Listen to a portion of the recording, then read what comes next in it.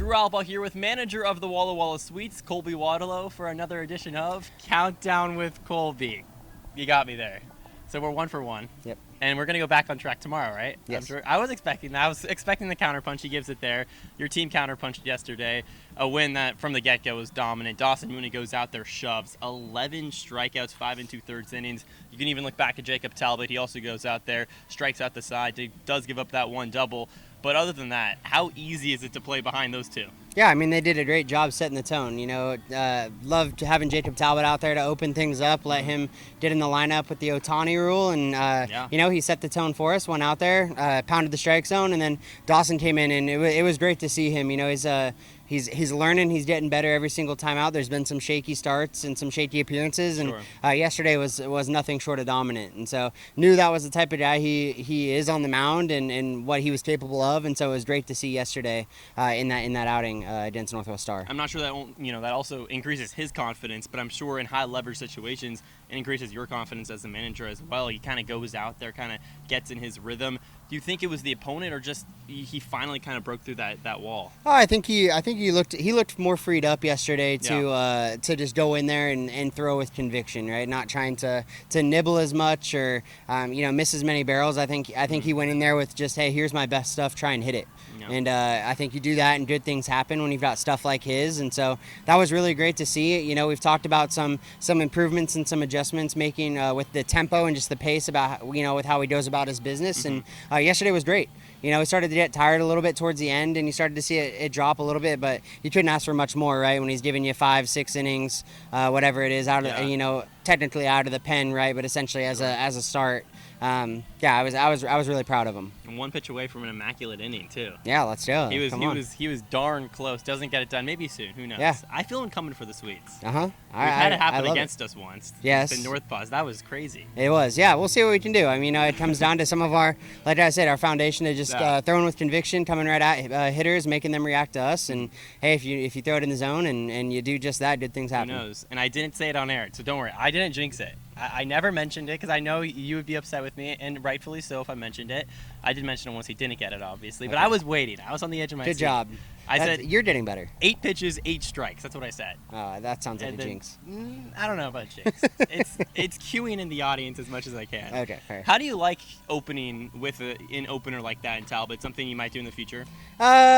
Probably not. Okay. I don't dislike it. Because that's for you've sure. seen in the MLB, and more common a few years back, but still in some regularity once in a while. Is there a benefit to it at all? I think for us it was more of the ability to let Talbot stay in the game as the hitter, right. and kind of work it that way. Originally scheduled was Mooney just getting the ball from pitch 1, and so it's just a decision we made as a coaching staff to kind of let some guys get some at-bats in yesterday's game. And I do like the opener concept, though. It's a kind of a way of, I guess, in the coaching world of talking about like shortening a game. You run a guy out there, and all of a sudden, if he can give you 2 and you put a great arm out there even for 2 innings, that 9-inning game becomes a 7-inning game. And when you've got a great bullpen, when you've got a great offense, you like your chances in those types of games. So that's maybe some of the theory behind running an opener out there. And see the same guy either. Yeah, right. It kind of makes it harder for them to settle in the early and middle innings. And so, maybe it's a strategy we could look to employ, especially as I think about maybe Game 3 of series or Game 6 on a stretch. Kind of using an opener in a bullpen day setting. But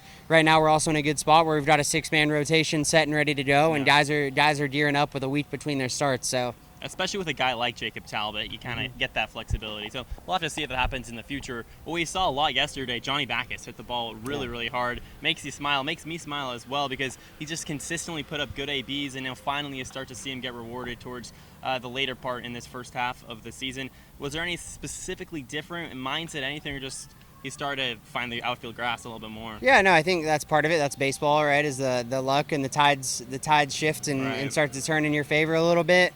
So I think that's a good part of it too. But he's done a great job keeping his head down and getting to work. In some of the days where he hasn't gotten as many at bats. Here coming down the end of this first half, and he's done a great job preparing. He's taking care of his business. He's getting better every single day he shows up to the ballpark. So it's awesome to see a guy that does that get rewarded in what he did yesterday in performance and in the results. And back at it today. Start fresh today. Another opportunity for him and another opportunity for a lot of guys. Yeah, we'll hopefully see that continue as well. Looking for that 5th inning, 2 outs. There's 6 or 7 consecutive base hits. 2-out approach. Does it change anything at all for your team?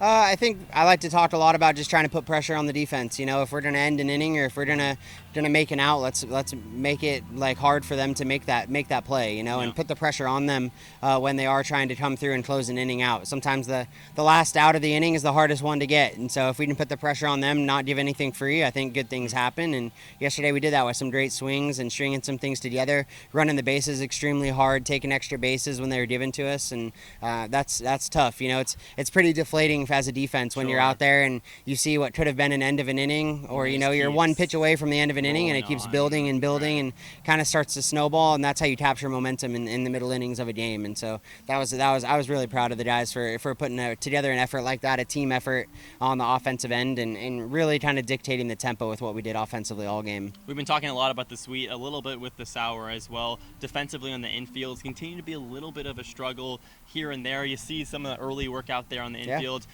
I know you're not going through, that was Leo out there, but is there anything specifically working on the team, kind of making those routine plays, I guess you could say? Yeah, I mean, I think some of it is we're trying to give the guys in early work and in some of our extra work the opportunity to work on every single play that they might see in the course of a game. And Coach Rivera, Leo's not a one to take it easy on guys in their early work, and so he's banging ground balls hard at them. And our hope is that they can put themselves on the field mentally in their early work of, hey, it's game time. It's even, he was telling the guys today, ninth inning, 2 outs, right, and the ball's hit right to you. It's hit hard. Can you come through and make that play with that focus? And so, I think we're continuing to get after it, trying to prepare them the best that we can. And I think if we go and trust the work that we're doing, I think that's maybe the jump we're trying to make. Is guys are doing things in a great way and are making the changes we want to see in our early work, and now we're just waiting for that transition to kind of show up in the game as well. And it's really a repetition thing. How much confidence can they build? How much